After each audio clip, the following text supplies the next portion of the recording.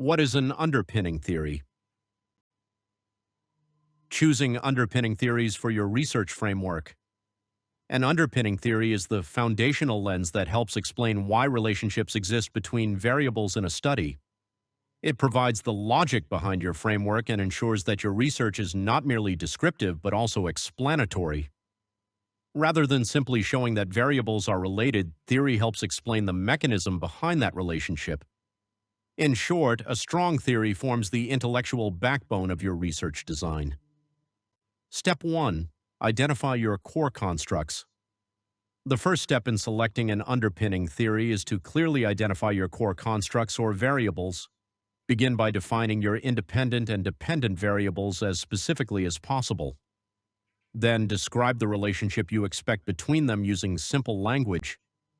Finally, determine whether the relationship is direct, mediated, moderated, or reciprocal. Having a clear understanding of your variables will make it much easier to identify a theory that explains their connection. Step 2. Ask what explains the relationship. Once your variables are identified, the next question is, what explains the relationship between them? Instead of selecting a theory first, focus on identifying the mechanism that links your constructs. Ask yourself why one variable influences another. This approach helps you find a theory that naturally fits your study rather than forcing a theory into your framework. The goal is to let the relationship guide the theory selection process. Step 3. Search for theories in your field. After understanding the relationship, begin searching for relevant theories within your field. Useful sources include systematic reviews, highly cited journal articles, theoretical papers, dissertations, and handbook chapters. Look for theories that appear frequently across studies and have been tested over time. While citation frequency is important, the most critical factor is whether the theory is relevant to your specific variables and research context. Step 4. Assess each theory. Not every popular theory is suitable for your study. Therefore, evaluate each theory carefully. First, consider its relevance to your research domain. Second, assess its explanatory power by determining whether it explains why and how relationships occur. Third, examine its contextual fit. A theory developed in one setting may not work well in another. Choosing a theory that aligns with your context strengthens the credibility of your framework.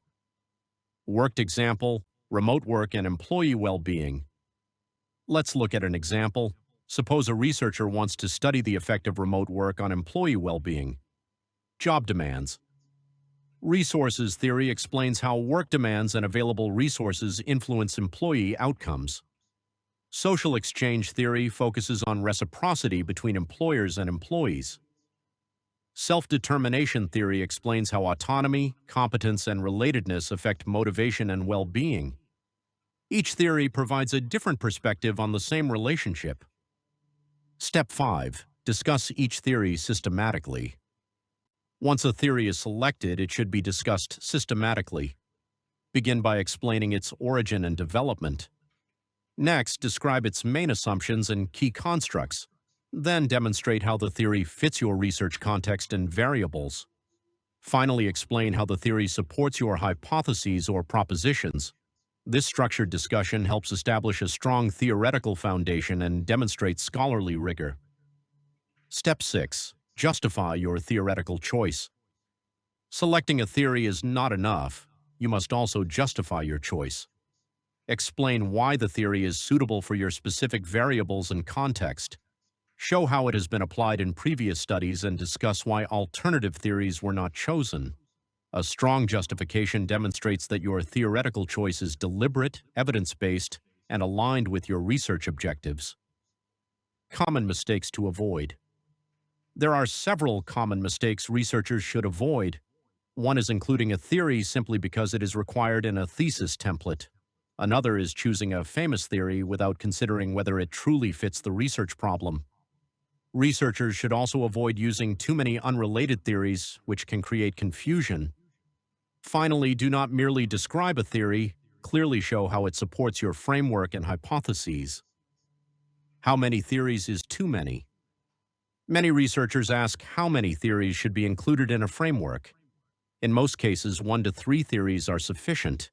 A single theory is ideal for focused studies with a clear explanatory mechanism. 2 or 3 theories may be necessary for more complex models. However, using 4 or more theories increases the risk of creating a fragmented framework unless there is a strong and coherent integration among them.